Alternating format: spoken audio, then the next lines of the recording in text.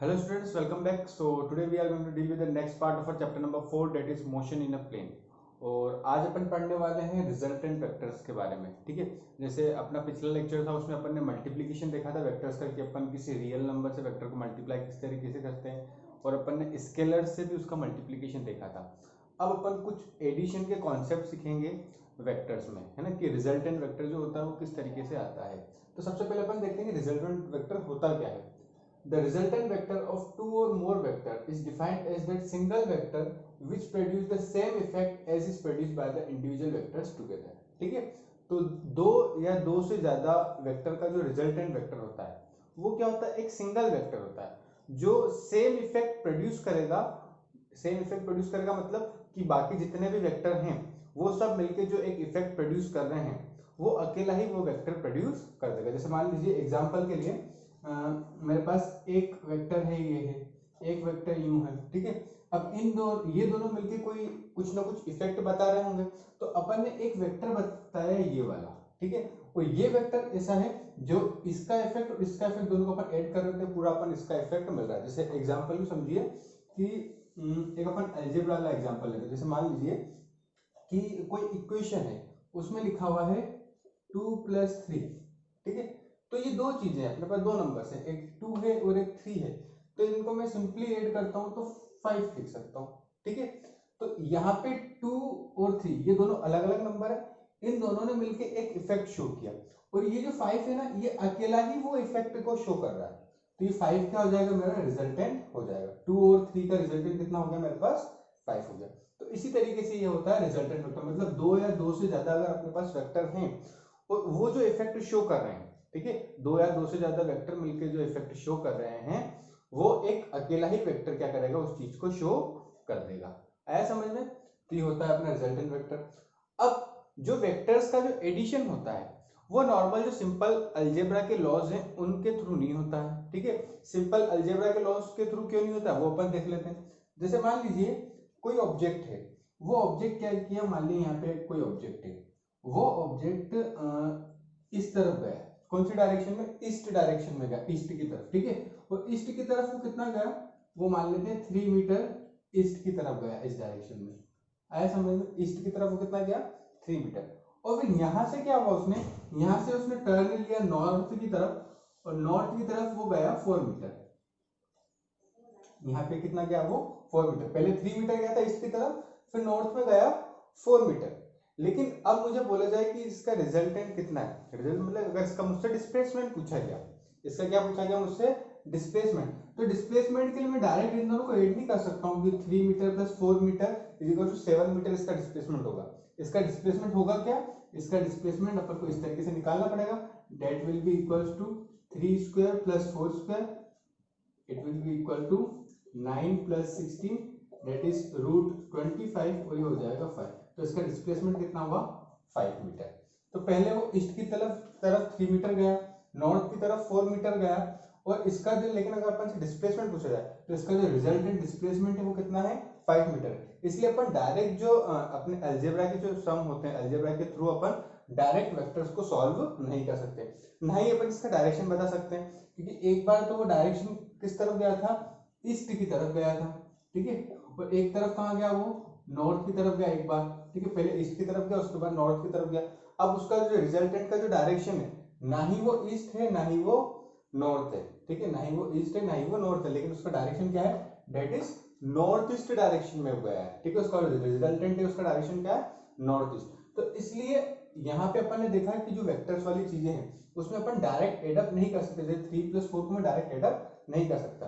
तो इसके कुछ रूल्स होते हैं, वो अपन पहले आज सीख लेते हैं कि वेक्टर्स को अपन किस तरीके से ऐड करते हैं. आज स्टार्टिंग में थोड़े से सिंपल रूल्स लाया हूं, इसके बाद कुछ एंगल्स वाले भी आपको नेक्स्ट लेक्चर में बताऊंगा. तो सबसे पहले vectors addition by geometrical method. तो ज्योमेट्रिकल मेथड के थ्रू अपन किस तरीके से वेक्टर्स को ऐड करते हैं वो अपन देखेंगे. तो सबसे पहला है when two vectors are acting in the same direction. अगर दो वेक्टर हैं वो अगर सेम डायरेक्शन में एक्ट कर रहे हैं तो उस केस में अपन उनका रिजल्टेंट किस तरीके से निकालेंगे वो देखेंगे. Let two vectors a and b are acting in the same direction. तो मान लिया कि ये एक वेक्टर है a, ठीक है, और एक ये वेक्टर है मान लिया मेरे पास b. और ये आप देख सकते हैं कि ये दोनों किस डायरेक्शन में है, सेम डायरेक्शन में है। To find the resultant coincide the tail of B on the head of A. ठीक है, अब अगर मेरे को क्या करना है, इनका रिजल्टेंट निकालना है, इनका क्या करना है, रिजल्टेंट निकालना, तो मेरे को क्या करना पड़ेगा कि ये जो ए है, ए का जो हेड है इस पे क्या करना है, बी की टेल को मेरे को कोइंसाइड करना, मतलब ये मान लीजिए बी को क्या किया, मैं उठा के यहाँ पे ले आया, तो इस तरीके से ये बी को इस तरीके से यहाँ पे ले आया मैं, आया समझ में। तो क्या हुआ, ए के हेड पे मैं क्या ले आया, बी की टेल को यहाँ पर ले आया, तो ये हो गया बी। आया इतना समझ में। Then the single vector r drawn from the tail of A to the head of B gives the resultant vector। अब अपन क्या करेंगे, एक सिंगल वेक्टर ड्रॉ करेंगे। सिंगल वेक्टर कहां से ड्रॉ करेंगे, टेल ऑफ ए, ये ए की टेल यहां थी, तो ए की टेल यहां से कहां तक करना है, हेड ऑफ बी, बी के हेड तक। तो ए की टेल से बी के हेड तक अपन ने एक सिंगल वेक्टर ड्रॉ किया, और इसी को अपन क्या बोलेंगे, रिजल्टेंट वेक्टर। आया समझ में कि जब दो वेक्टर मान लिए मैंने कि दो वेक्टर ए और बी है, दोनों कैसे एक्ट कर रहे थे, सेम डायरेक्शन में एक्ट कर रहे थे, मेरे को इन दोनों का क्या करना था, मेरे को इन दोनों का रिजल्टेंट निकालना। तो मैंने क्या किया, ए की जो टेल है ना, उसको सॉरी बी की जो टेल है उसको ए के हेड पे लाके मैंने कोइंसाइड कर दिया। आया समझ में। अब ऐसा करने के बाद क्या हुआ कि यहाँ पे मेरे को एक नया वेक्टर मैंने ड्रॉ किया, कहां से ड्रॉ किया, ए की टेल से बी के हेड तक। ठीक है, और ये जो सिंगल वेक्टर है इसी को अपन क्या बोलेंगे, पूरा रिजल्टेंट वेक्टर बोलेंगे। क्लियर इतना, ठीक है, तो ये चीज हो गई। अब that is R is equal to A plus B, और यहां से ये जो आर मिला ये किसके बराबर हो जाएगा, अपना ए प्लस बी के बराबर हो जाएगा। ठीक है, मैग्नीट्यूड, अब इसका मैग्नीट्यूड कैसे निकालेंगे अपन, देखो मैग्नीट्यूड को निकालने के लिए अपने पास मैथमेटिकल जो फॉर्मूला है दैट इज आर का जो मैग्नीट्यूड होगा it will be equals to magnitude of A plus magnitude of B. मतलब आर का अगर मेरे को मैग्नीट्यूड निकालना है, ठीक है, तो उसका क्या करना पड़ेगा, पहले मेरे को ए का मैग्नीट्यूड निकालना पड़ेगा, बी का मैग्नीट्यूड निकालना पड़ेगा, और उन दोनों को क्या करना पड़ेगा, ऐड करना पड़ेगा।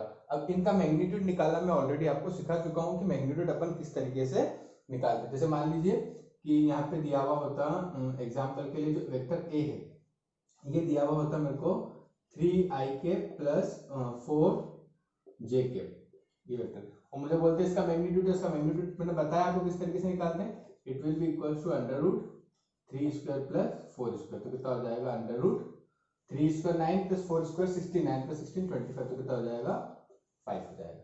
मैग्नीट्यूड में आपको ऑलरेडी सिखा चुका हूँ किस तरीके से अपन निकालते हैं। क्लियर है इतना, ऐसे फिर बी का और आर का भी आ जाएगा अपना। अब इस जो रिजल्टेंट आया है इसका डायरेक्शन क्या होगा, देखिए ए का डायरेक्शन और बी का डायरेक्शन तो दोनों का सेम था, तो रिजल्टेंट का जो डायरेक्शन होगा है ना, यहाँ पे एक चीज और आप नोट कर लेना, यहाँ पे मैंने लिखा नहीं है, direction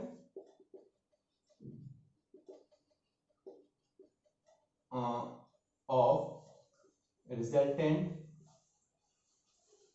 will be same as that of vector A and vector B. जो रिजल्टेंट का जो डायरेक्शन होगा वो क्या होगा, ए का जो डायरेक्शन है और बी का जो डायरेक्शन है उसी डायरेक्शन में क्या होगा, रिजल्टेंट का भी डायरेक्शन होगा। तो होपफुली ये जो चीज थी, जब दोनों वेक्टर एक ही डायरेक्शन में एक कर रहे हैं तब तो आपको ये क्लियर हो क्या होगा। अब नेक्स्ट है अपने पास, नेक्स्ट में क्या है, मैं ऊपर से इसको इरेज करता हूं।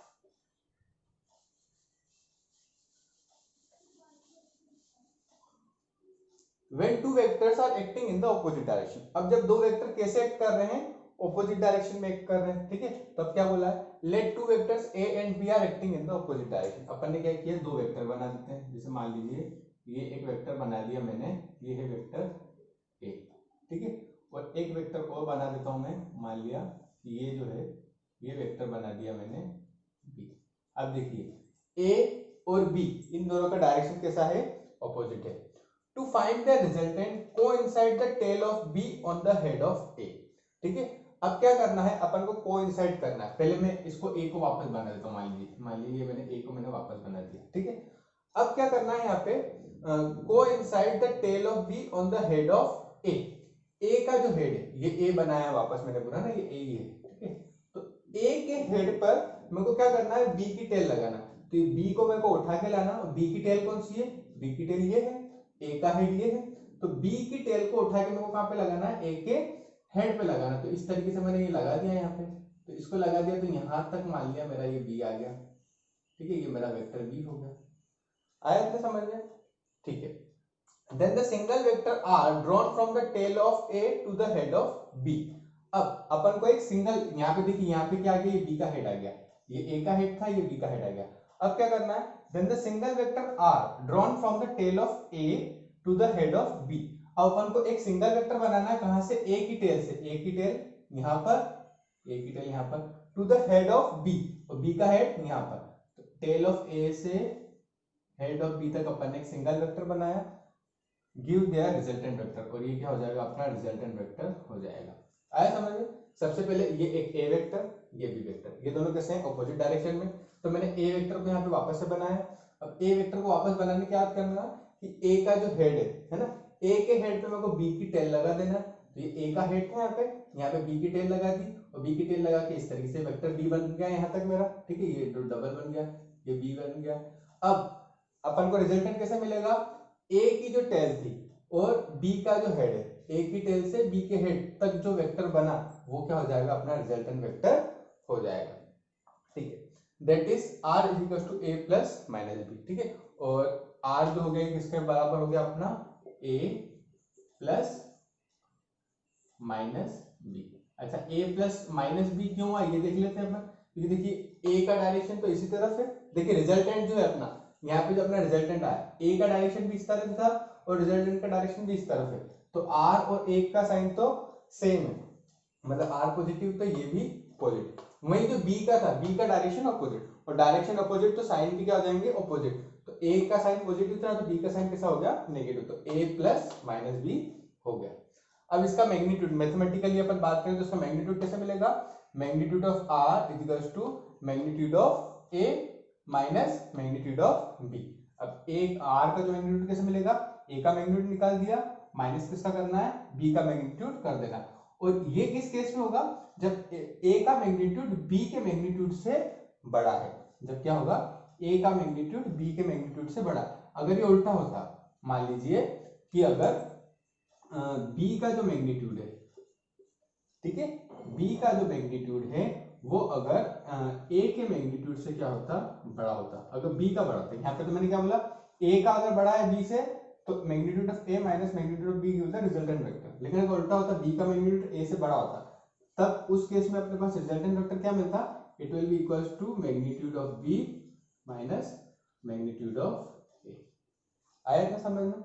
अब इस वाले केस में जब a का मैग्नीट्यूड b के मैग्नीट्यूड से क्या है, बड़ा, तो जिसका मैग्नीट्यूड बड़ा है उसी डायरेक्शन में रिजल्टेंट वेक्टर एक्ट करेगा। अब यहाँ पे a का मैग्नीट्यूड बड़ा था ना, तो रिजल्टेंट वेक्टर कौन सी डायरेक्शन में एक्ट करेगा, in the direction of a।